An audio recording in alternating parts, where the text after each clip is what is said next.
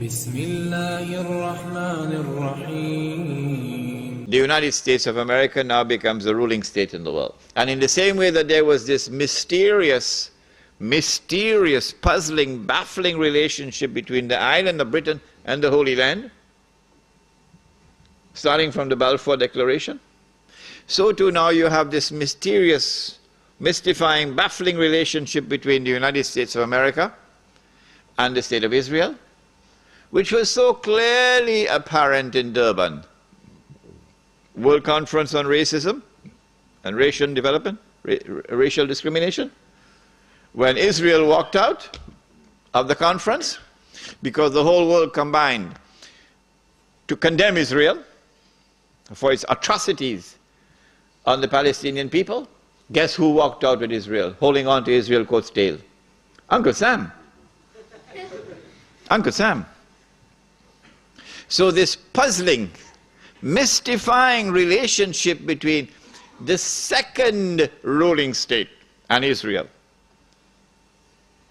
The first ruling state in Israel, Britain and Israel. The second ruling state, the United States and Israel, is explained by a day like a month. And then we said that a day which is like a month is now coming to an end. And the September 11 attack on America is in many respects a parallel to another attack which had occurred many years earlier. There's a parallel between the two. That one was in the summer of 1914, okay? The assassination of the Grand Duke Franz Ferdinand in Sarajevo. And that attack, that act of terrorism, launched the First World War, the big war.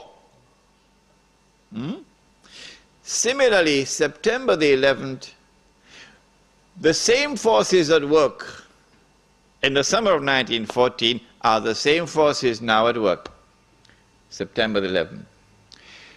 With that attack in Sarajevo, Britain, which was the ruling state in the world, now during the First World War, has to yield to another ruling state, namely the United States of America.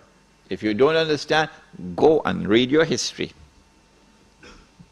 Now with September the 11th, the attack is now on the United States to bring down the United States as the ruling state in the world. But in the process of bringing it down, the United States have some very important work to do for Israel. I can identify tonight two very important things that the United States has to do for Israel. There are many more, but there's no need to do more than simply two. In order for Israel to succeed the United States as a ruling state in the world, not only must the US economy collapse and the US dollar collapse, and when the US dollar collapses, it brings down the whole world of paper money with it, and if you don't believe me, just wait. Just wait. Not only must the United States collapse its economy and its money, but in addition, Israel has to wage a big war, which even non-Muslim political analysts are now anticipating. A big war. Even Jews now within Israel, I'm getting emails, even Jews within Israel, Jewish academics who are in opposition to the Sharon government, they are now understanding that there's something big about to happen. And they're warning the world about it. Of course, it's too late now. Israel has to wage this big war, which is already planned long ago. And the territory of the state of Israel will dramatically expand.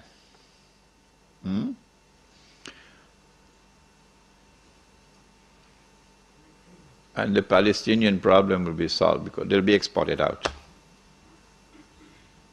That is the massive human rights crime that the Israeli academics are now anticipating and warning the world about. But in addition, in order for Israel to become the ruling state in the world, not only must she take control of all of this territory, she must also control the oil. of the Middle East.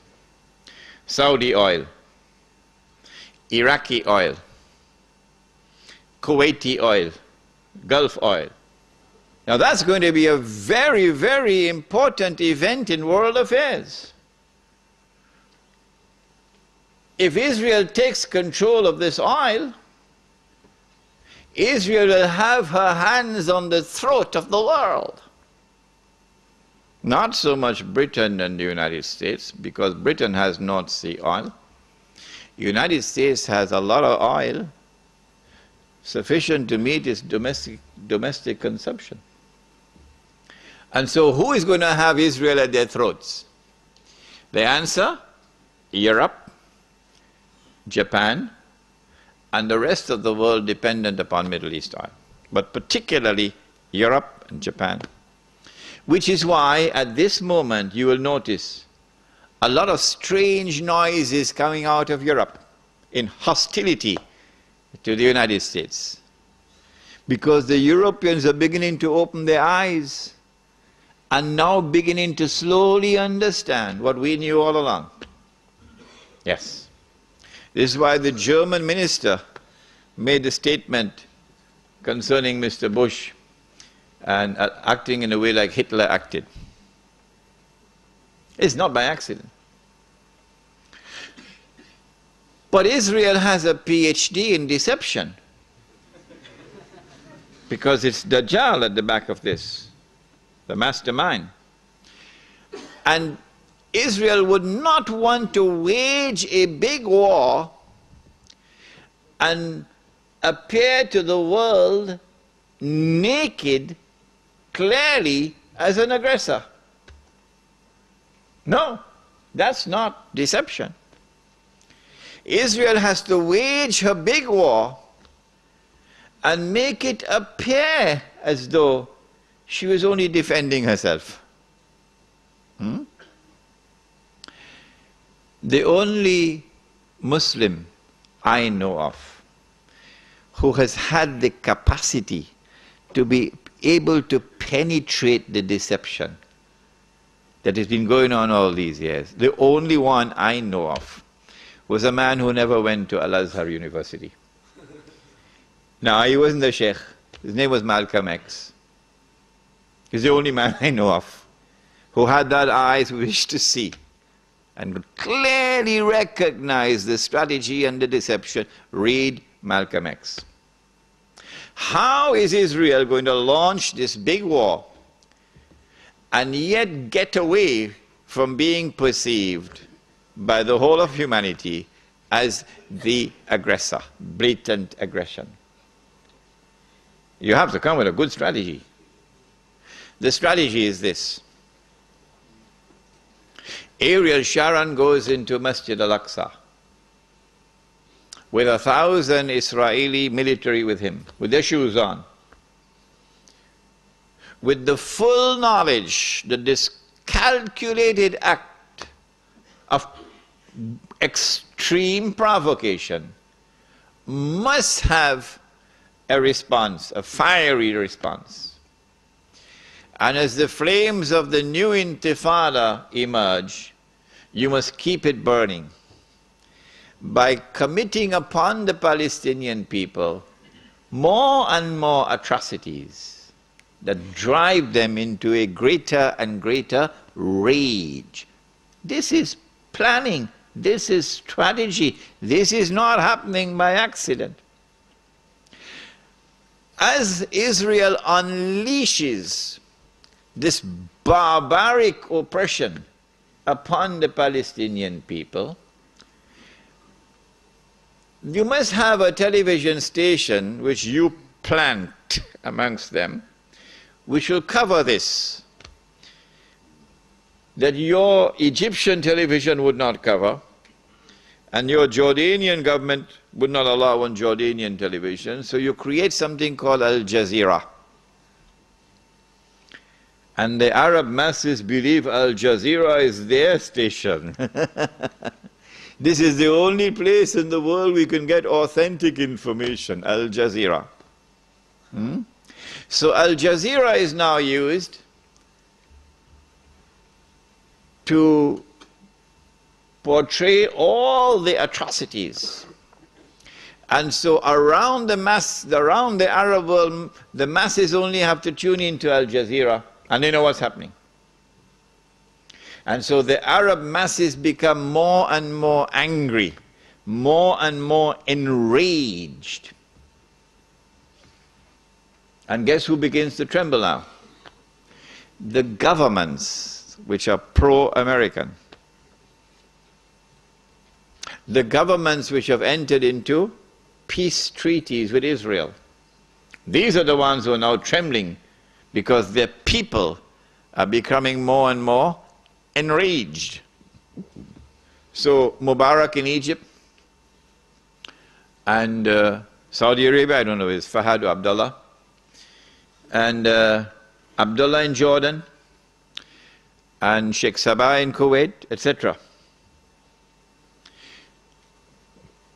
Israel has to judge the temperature on the ground in the Arab world.